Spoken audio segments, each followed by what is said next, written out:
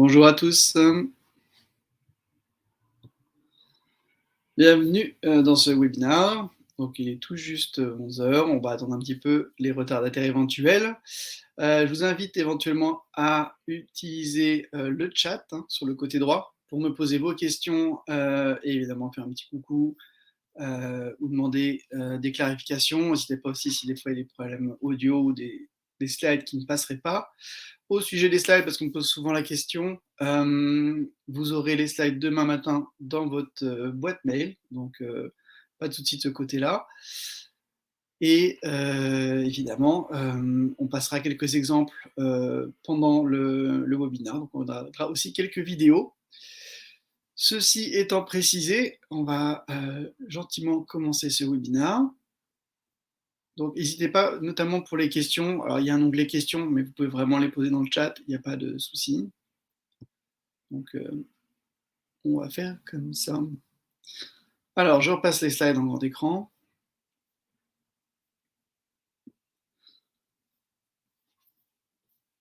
Je regarde un petit peu où on est en termes de participants. Super.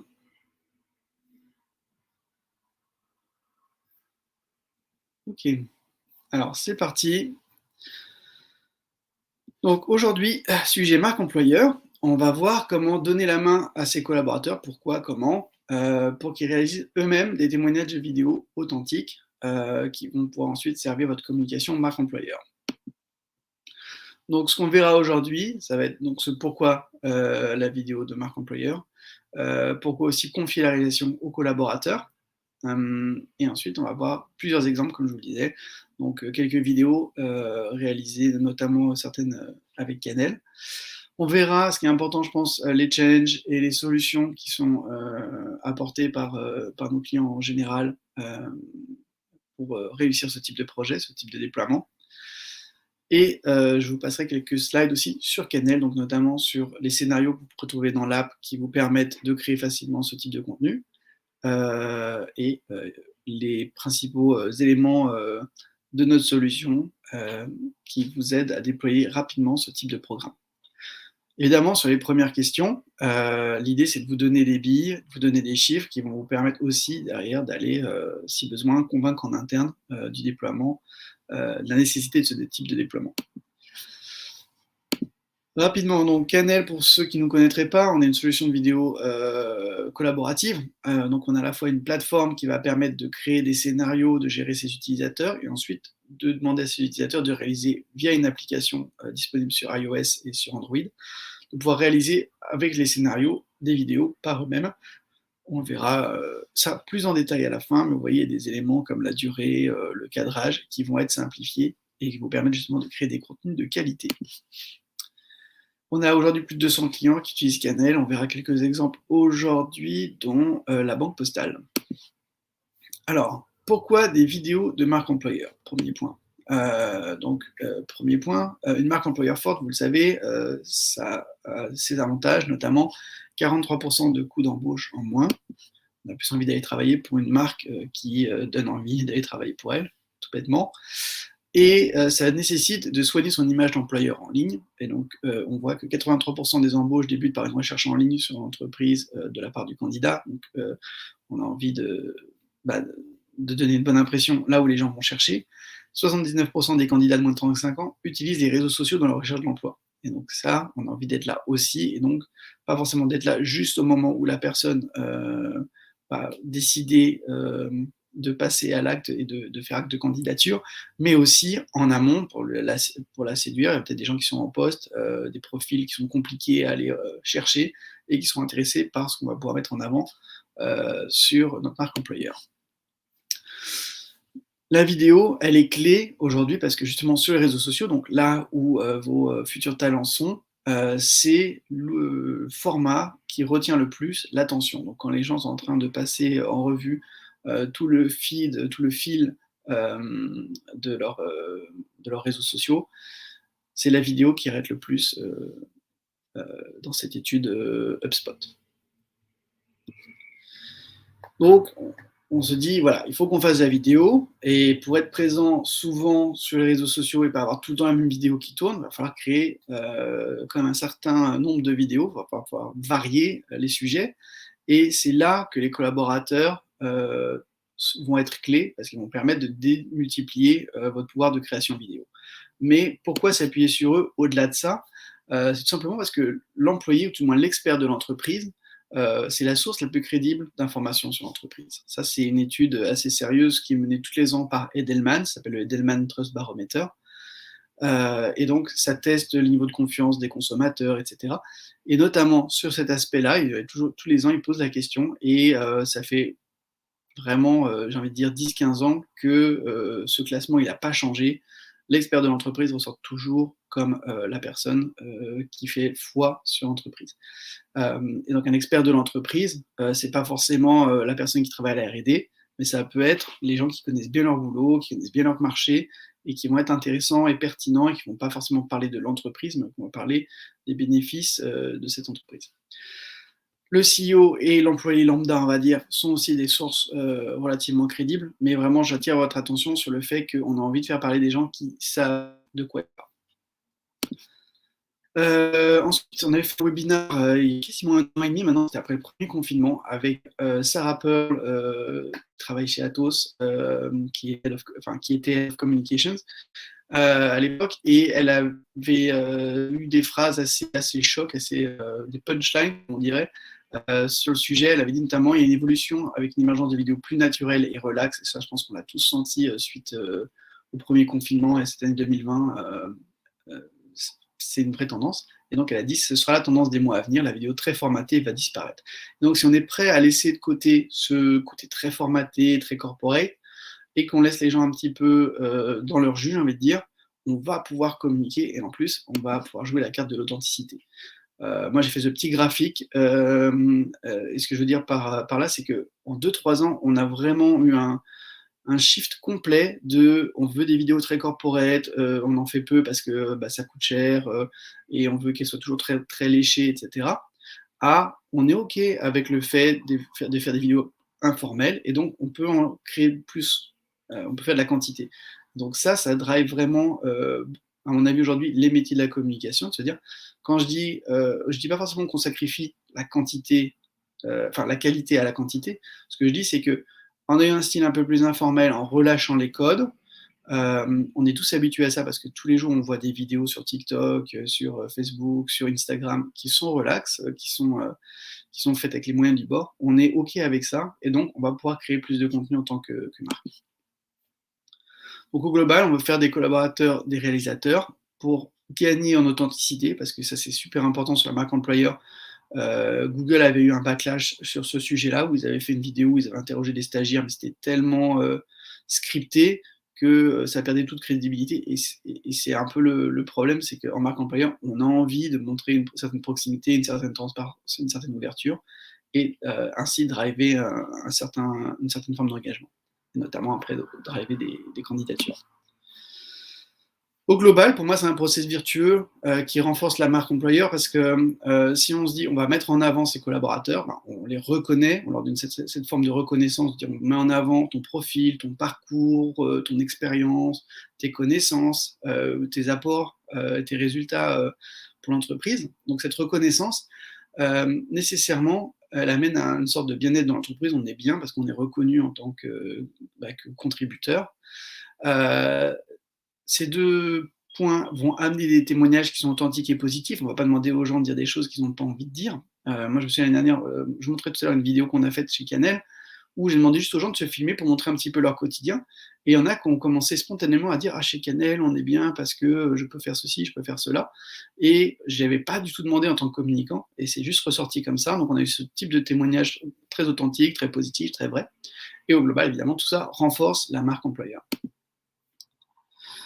Donc, pour finir sur le sujet, la vidéo de marque employeur, pour moi, c'est vraiment le format efficace. Quand c'est créé avec des collaborateurs, on va pouvoir jouer la carte de l'émotion, notamment créer un certain rapport, parce que la personne qui me parle, si je suis développeur, c'est un autre développeur, donc je peux me reconnaître en lui. On va faciliter la rétention avec la vidéo, ça c'est un peu inné au format par rapport à écrire des articles. On surfe aussi sur la vague du snackable, il ne faut pas se le cacher. Le snackable, c'est des contenus courts qu'on va pouvoir regarder vite fait sur les réseaux sociaux, quand on est dans les transports ou qu'on a juste 2 minutes par-ci par-là. Donc ça, c'est intéressant de pouvoir surfer sur cet aspect-là. Et donc au global, on va pouvoir avoir une présence sur les réseaux sociaux qui est efficace. Et au sein même de son site web, si on utilise ce type de contenu, on va pouvoir aussi booster le SEO, parce qu'on va avoir une forme de SEO vidéo. Nous, on a des vidéos qui ressortent très très bien de notre chaîne YouTube et de notre site, justement sur des mots-clés qui nous intéressent, parce qu'on a créé des contenus vidéo sur ce sujet-là. Donc, ceci étant dit, ceci étant posé, j'avais voulu vous montrer 3 cas dont on peut s'inspirer. Et là, je vais vous passer les vidéos. Alors, on va commencer avec ce que j'ai un peu estimé être le nec plus ultra du témoignage, collaborateur en situation. Là, on n'est pas dans la vidéo créée par un collaborateur. Clairement, il y a une agence qui a été impliquée. Mais en même temps, on va le disséquer après. Les codes ne sont pas très compliqués à s'approprier. Donc, je vous passe cette vidéo. Et je ne vous l'ai pas dit, mais on va aller dans l'usine Porsche. Et on va voir comment cette collaboratrice parle de Porsche dans cette vidéo. Je vous en passe 30 secondes, je suis obligé de couper mon micro, ne partez pas.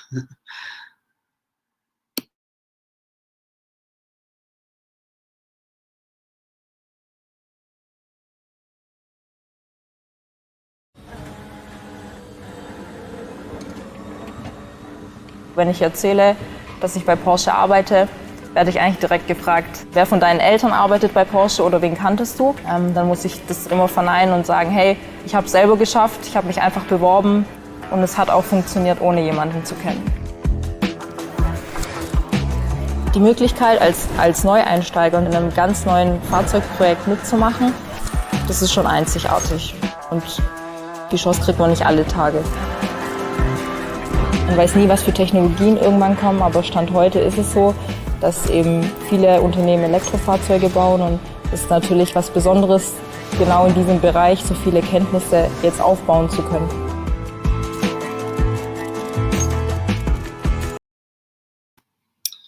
Voilà, je vais revenir à la présentation, vous pouvez regarder la fin du témoignage si vous voulez, vous aurez le lien dans les slides. Voilà, ce que je trouve intéressant dans cette vidéo, c'est que, alors déjà, on est vraiment dans les codes de la marque, hein, c'est noir et blanc, c'est propre, c'est sobre, c'est ce qu'on attend de Porsche. En même temps, voilà, on a une femme dans une usine, donc on montre la diversité. Donc ce côté sophistiqué, sobre, on est ce que j'appelle on-brand. On nous montre quelqu'un qui est dans son univers de travail. Alors évidemment, c'est un univers un peu propre, etc. Je pense que de certains points de vue, le passage au noir et blanc permet peut-être de cacher certaines aspérités aussi au niveau certainement de l'éclairage, si on a plutôt des néons comme dans une usine. On voit qu'elle est en voix off, certainement parce que pareil, sur place, il y aura trop de bruit pour la capter, donc c'est assez malin d'avoir interviewé certainement dans un endroit calme et puis d'utiliser ça en voix off au-dessus de la vidéo.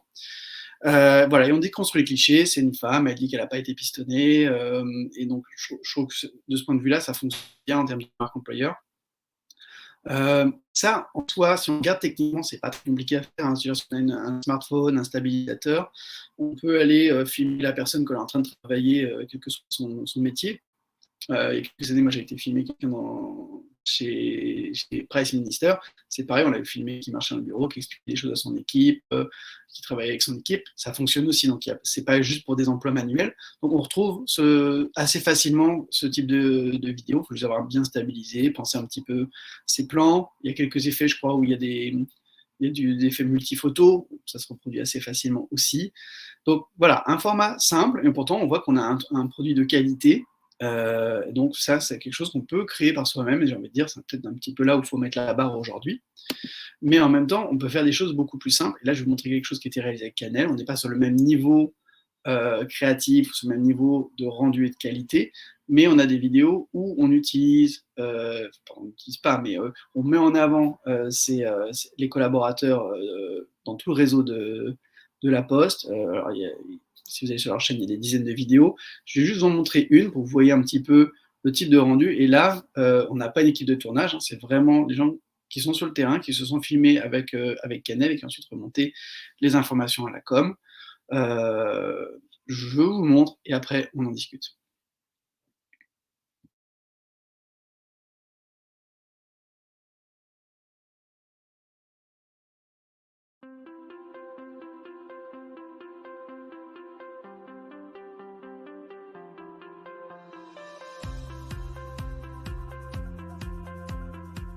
La plupart de nos agents se sont organisés pour pouvoir être présents sur le site, pour trouver un moyen de garde afin de pouvoir assurer une présence pour nos clients sur ces prestations sociales.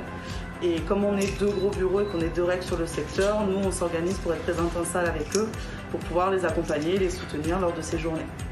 Donc la journée de prestation d'hier s'est bien déroulée.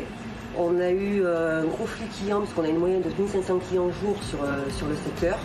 On a eu la chance aussi d'avoir tous les agents présents sur le bureau qui nous a permis de pouvoir gérer tout ce flux clients et notamment de bien accueillir les clients sur la journée. Globalement, les clients appliquent les gestes barrières et comprennent nos contraintes liées aux mesures sanitaires. Alors, j'arrête la vidéo. J'ai eu un problème de mon côté quand la vidéo s'est lancée. Je sais pas ce qui s'est passé. J'ai l'impression que le son était décalé par rapport à l'image. Alors, avec les masques, on s'en rend pas trop compte, mais j'ai l'impression qu'il y avait un petit problème de synchro au niveau du lancement de la vidéo dans le player. J'espère que vous n'aviez pas le même. Au global, donc on voit la même chose. On se filme sur son lieu de travail. On a des gens qui sont ensuite qui parlent, qui sont en voix off. Tout ça, c'est très simple à faire. Le petit reproche qu'on pourrait éventuellement faire à cette vidéo, ça serait le fait de peut-être pas avoir des caméras, des smartphones de dernière génération, ce qui fait que la qualité de la vidéo s'en ressent un petit peu. Mais moi, j'ai fait des vidéos, ne serait-ce que la semaine dernière, avec mon téléphone en mode, mon iPhone XR en mode 4K. On obtient des rendus vraiment professionnels. Alors, je repasse sur les slides. Voilà. Donc ce qu'on retrouve ici, que je trouve intéressant, c'est que c'est une des vidéos qui sont intégrées complètement dans la stratégie de com du groupe La Poste, et la volonté est vraiment de faire que les gens se filment dans leur quotidien, dans leur jus. Donc là, il y avait une mission que le gouvernement a confiée à La Poste, et on peut parler de cette information et remonter très rapidement cette information. Et au global, le côté « je mets en avant mes collaborateurs » sert la marque employeur. Évidemment, on joue aussi la proximité. Je crois que chacune des régions de La Poste est équipée avec Canel, et donc dans toutes les régions, ils peuvent aller sortir sur chacun de leurs Twitter, parce qu'on a un Twitter par région, des vidéos qui correspondent à la région. Donc je trouve ça aussi intéressant pour jouer la proximité, et on sait tous que la proximité, c'est quand même une des cartes maîtresses de La Poste. Voilà, donc ça, c'est notamment un de ces Twitter où La Poste voulait communiquer sur le fait qu'ils font de la livraison de repas pour les personnes âgées, etc. Donc ça, voilà, on voit La Poste, groupe PACA, qui a pu réaliser des vidéos sur le sujet et communiquer sur le sujet. Dernier exemple, je ne vous passe pas la vidéo parce qu'elle est sur LinkedIn, je ne peux pas la passer sur Livestorm, là, qui est notre outil de webinar. Mais c'est Hello CSE qui a utilisé un format assez répandu qu'on appelle un Fast and Curious. Donc c'est un format d'interview mis en place par Compagnie, et donc ils ont répliqué ça avec Canel. Et quand ils ont des nouvelles recrues qui arrivent, ils leur posent des questions de type, alors ils ont appelé ça du tac au tac, c'est une série d'interviews. Et donc ils leur posent des questions de type start-up, grand groupe, et la personne va répondre start-up parce que ceci, cela. Ça fait des formats très courts, on n'a pas le temps, et ça permet de présenter les nouvelles personnes en interne déjà, puis aussi d'utiliser ce type de vidéo pour montrer le type de profil à l'externe, et donc communiquer sur sa marque employeur. Donc, ce que j'aime bien, c'est que là, on a un format qui est court, qui est rythmé. Hein, c'est pas le type de format un peu lent qu'on a vu avec La Poste. Là, c'est très, très punchy, donc c'est très adapté aux réseaux sociaux. On a des enchaînements rapides, un ton léger, donc on a un format qui fonctionne bien, parce qu'on a repris aussi un format auquel les gens se sont habitués sur les interviews de célébrités qu'on retrouve sur les réseaux sociaux. Petit bonus, je vous en parlais tout à l'heure, c'est une vidéo qu'on a fait sur l'esprit d'équipe et la culture d'entreprise avec Canel. Alors là, je vais vous en passer aussi un petit extrait. Je coupe le micro. On organise.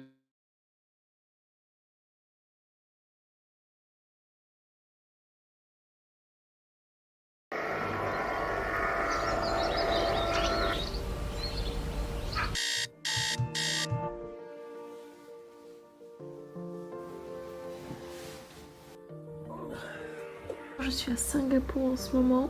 Il est 4h14 du matin en France.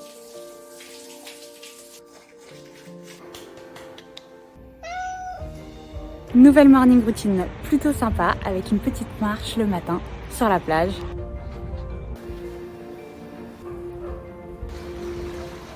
Il est presque 8h30. On vient de déposer les enfants à l'école. Retour à la maison pour du télétravail. Et on va prendre un bon petit café. sans mon petit café du matin, ce serait dur de... Voilà, si vous êtes intéressé par notre quotidien, je vous laisserai aller le découvrir. Nous, c'était important pour nous de montrer que le télétravail, ce qu'on appelle en full remote, hein, donc le fait que toute l'équipe soit 100% en télétravail, fonctionnait bien pour nous. Et ça, c'est comment dire, un avantage, notamment dans les recrutements sur les métiers où il y a un petit peu de tension sur le marché du travail, donc notamment les développeurs. Ça nous permet de... Alors là, on a dû voir 1 ou 2 développeurs au début, mais voilà, après ils nous parlent un petit peu plus de leur métier, et du fait justement qu'ils apprécient de pouvoir aller faire leur jogging, organiser leur journée comme ils le souhaitent en télétravail. Donc, on a essayé de jouer avec cette vidéo-là vraiment la proximité avec l'audience. Il n'y a pas de phare, il n'y a pas de script, on a laissé les gens s'exprimer. On a juste ensuite fait un travail de montage, évidemment. Donc, cette transparence, cette bonne ambiance au global sur la vidéo, je trouve qu'il ressort assez bien. Même si là, vous êtes sur le début, donc on voit peut-être plus les gens se brosser les dents que s'exprimer. Et on voulait montrer vraiment la diversité des modes de vie des différents collaborateurs et le fait que justement, Canel est assez ouvert à ça.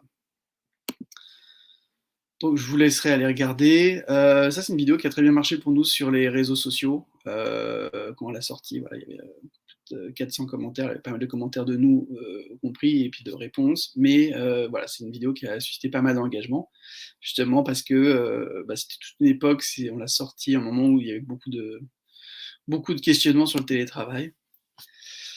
Donc si on veut retenir quelque chose des vidéos que je vous ai montrées, je pense que l'important pour moi, c'est de retenir qu'il faut rester naturel, jouer cette proximité, cette spontanéité, même la vidéo qui est un peu plus léchée de Porsche, on est dans la proximité, il n'y a pas de phare, il y a un petit peu d'effet avec le noir et blanc, mais c'est un peu tout.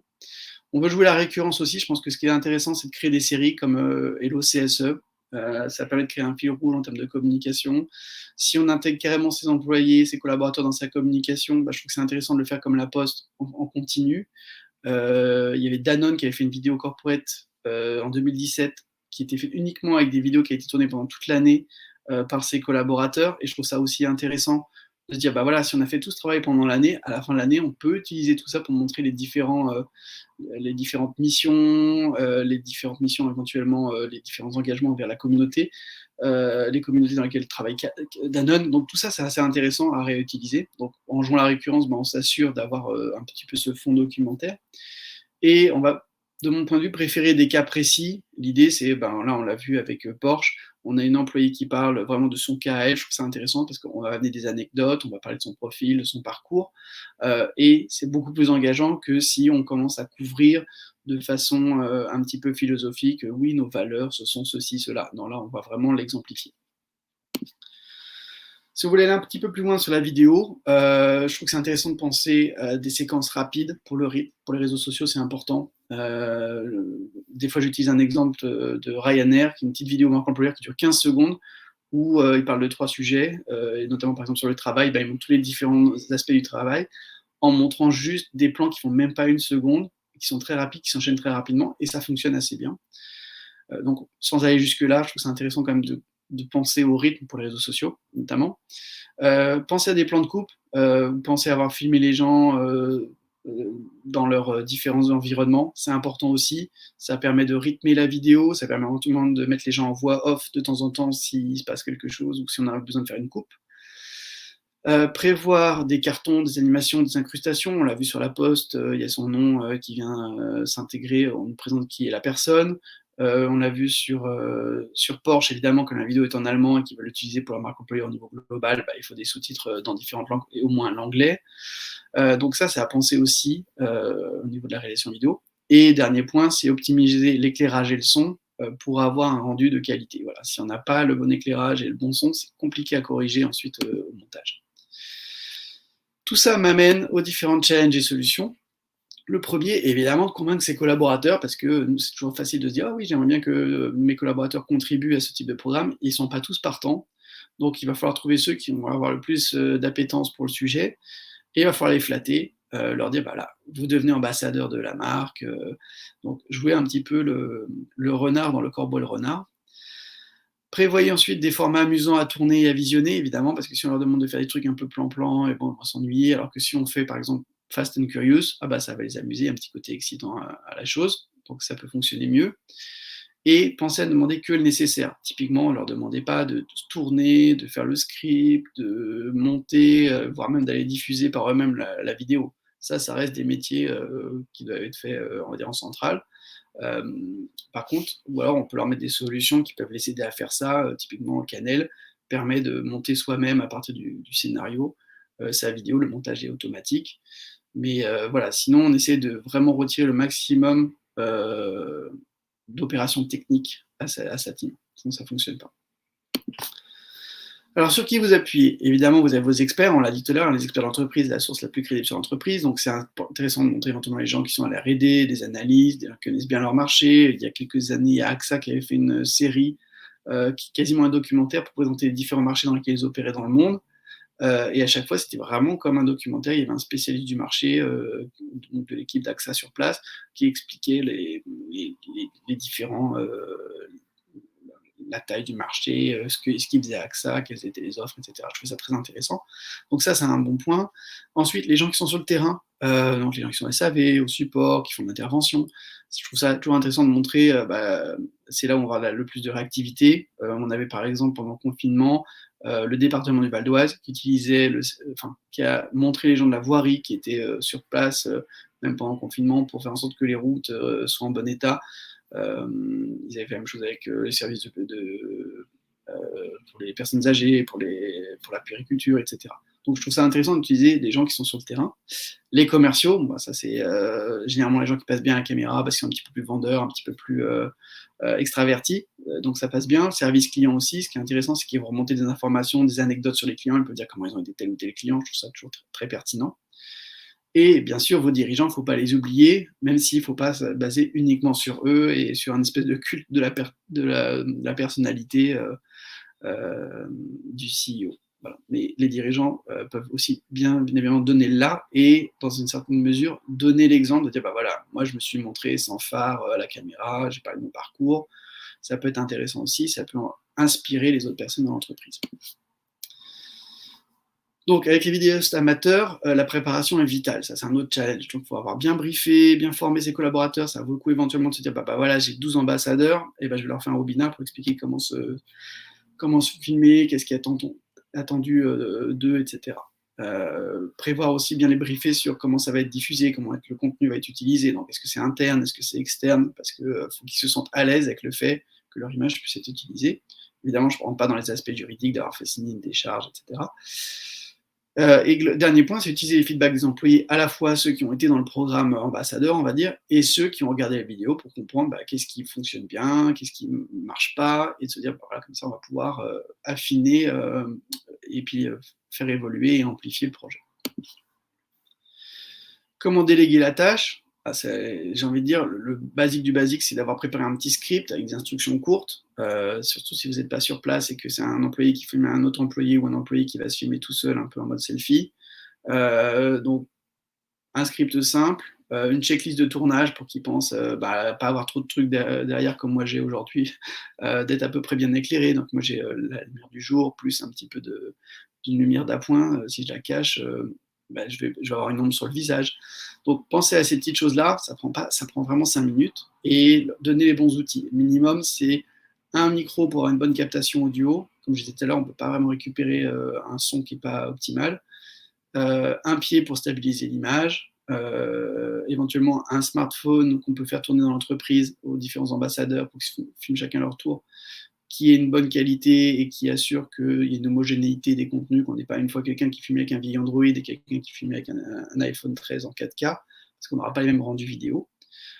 Éventuellement avoir Canel, parce que, on verra tout à l'heure, ça facilite grandement la tâche. Et puis le principal, c'est de rester naturel, c'est ça qu'on veut. On veut capter les gens dans leur jus, donc on ne veut pas qu'il y ait que des bégaiements, qu'on n'ait pas l'impression ils ne savent pas de quoi ils parlent, mais on veut quand même quelque chose d'assez naturel comme rendu.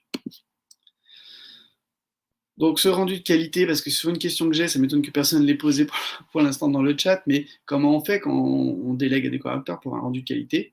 Déjà, il faut avoir pensé une solution qui va permettre de faire du montage, des incrustations, ne pas faire ça en 2 secondes sur son smartphone. Formé aux bases du tournage, comme je l'ai dit tout à l'heure, donc ça va être le cadrage, ça va être la prise de son, ça va être des petites choses pensées à essuyer son téléphone qui est peut-être un petit peu sale pour être sûr que la lentille soit pas trop grasse et qu'il y a un effet flou. Je vous l'ai dit tout à l'heure, utiliser des smartphones récents. Voilà, tout ça, ça participe du minimum pour avoir une qualité au top. C'est aussi peut-être préciser les réglages du smartphone. Si on a un smartphone qui peut tourner en 4K, bah, juste de dire allez dans le menu, où est le menu, vous sélectionnez 4K et comme ça vous êtes sûr d'avoir les bonnes informations de tournage.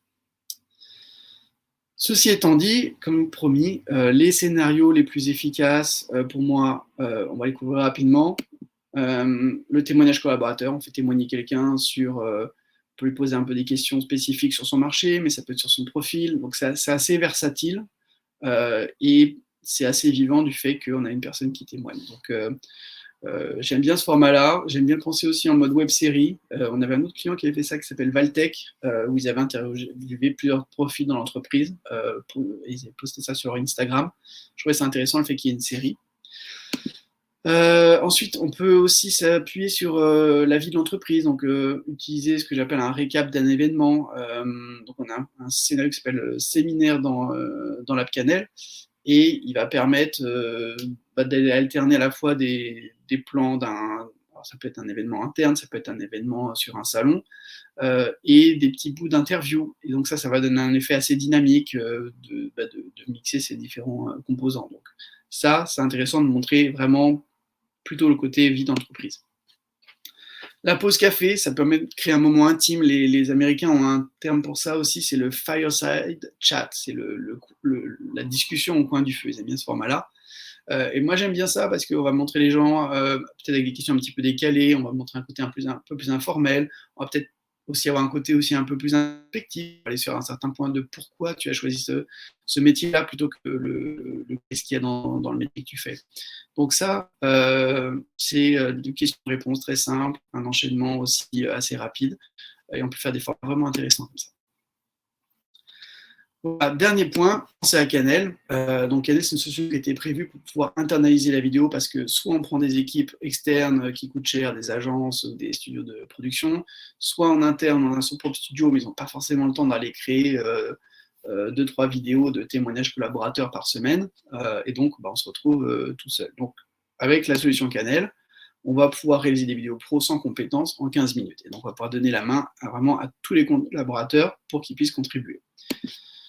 On peut aussi, bien évidemment, nommer des gens dans différentes équipes ou dans différentes filiales pour qu'ils deviennent un peu des réalisateurs de la filiale et qu'ils aillent eux-mêmes shooter les témoignages collaborateurs. On a aussi certains de nos clients qui font ça.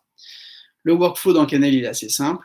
On crée ces scénarios, donc on a une base de scénarios inspirants qui sont personnalisables, mais on peut créer des scénarios selon son besoin.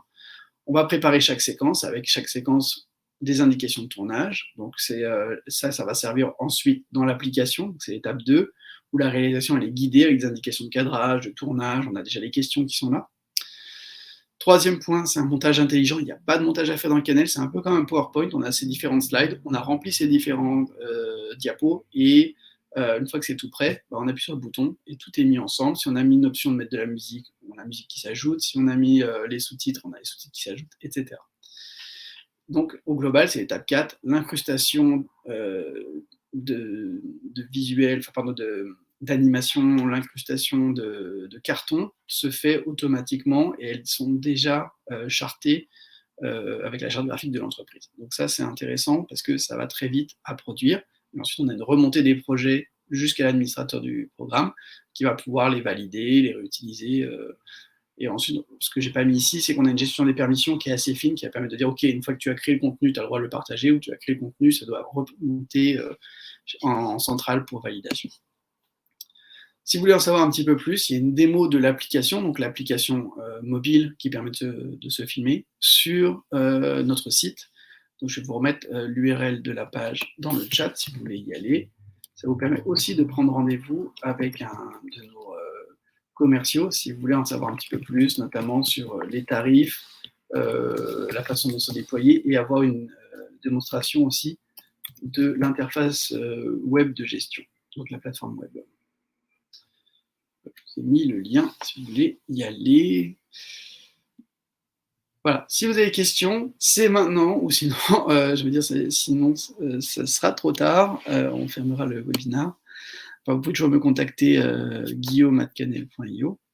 Donc, je vous ai mis quelques questions souvent posées ici, s'il n'y en a pas d'autres, mais je vous attends, j'attends vos questions. Là, souvent, la première question est la plus difficile. Une fois qu'elle est partie, tout le monde y va de sa question. Alors, est-ce qu'il y a une période d'essai? Oui, tout à fait, Pauline. Il y a une période d'essai d'une semaine.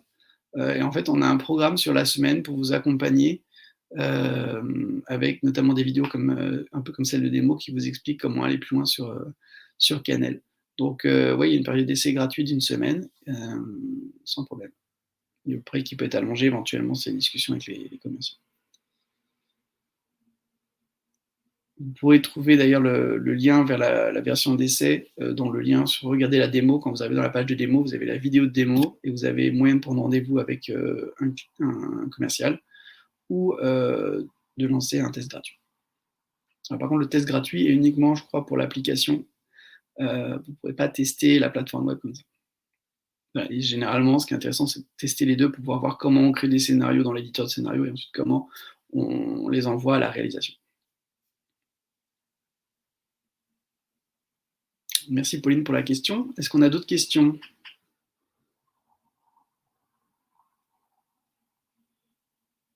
Donc, juste je vous précise, vous recevrez les slides demain par email. Donc, regardez dans votre boîte mail, vous allez recevoir un lien vers les slides et vers aussi la démo si vous n'aviez pas cliqué cette fois-ci.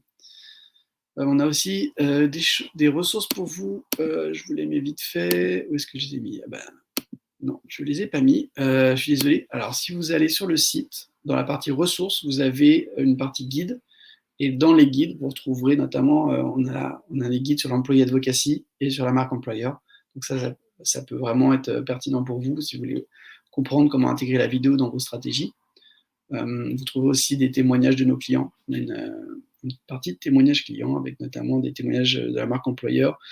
On a NG Solutions. On a NG au global aussi sur la marque employeur. Oui, Jimika, c'est exactement ça. Merci à tous. Sur ce, je vais clore ce webinaire. N'hésitez pas à me répondre par email si vous aviez d'autres questions. Je vous remercie pour votre attention, pour les questions, et je vous souhaite une excellente journée, une excellente fin de semaine. Merci à tous.